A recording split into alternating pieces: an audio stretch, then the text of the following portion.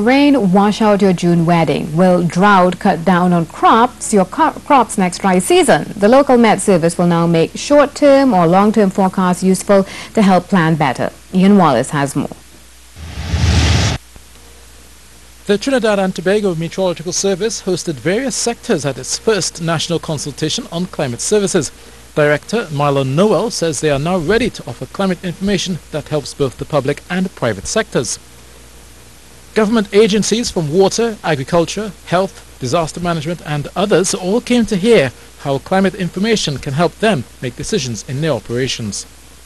The UN's World Meteorological Organization provides overall expertise through its global framework for climate services, which aims to make long-term forecasts better and more useful. Ultimately, what you want to achieve with this is that you take this product back into your own sector and then make some inferences about what the consequences of this seasonal outlook is on your upcoming duties for that season. Everything is affected by climate, from humans to plant life, but there is some confusion between climate change and climate variability. Climate change is on a longer scale, between decades and centuries. Meanwhile, climate variability is seasonal, between months and years. It is this variability in which climate services can help everyone to become more efficient and also to stave off disaster. The variability in the climate applies to the dry and wet seasons in the Caribbean. Climate information can help flood managers improve their operational planning. Or when there's little rainfall, water managers can assess, monitor and predict droughts. Users can only make effective decisions if climate outlooks form part of their operational plans, however. How might the future climate affect you? What are the potential impacts? Can you continue to report it to us, these impacts? And can we then use these potential impacts to even say more to you in the future should a similar situation be again forecasted?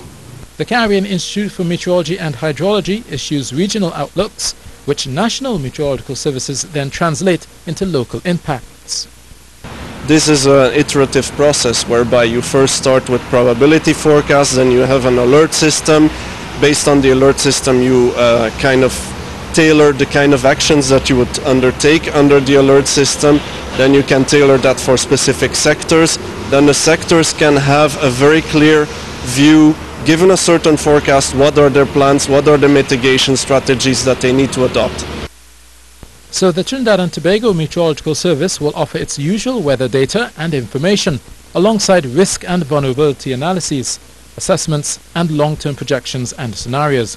But then combine this climate data with user information such as food production, health trends, road and infrastructure maps, or highly populated areas which are at risk.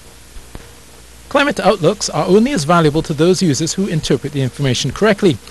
So a farmer will be able to measure his rainfall in his field and then follow the advice to which seeds to sow and increase his yields and incomes. And now we can go back and develop and utilize the information given to us to provide something that will be useful to the nation.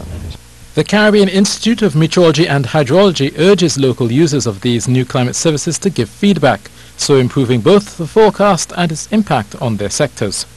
For CNews, I am Ian Wallace.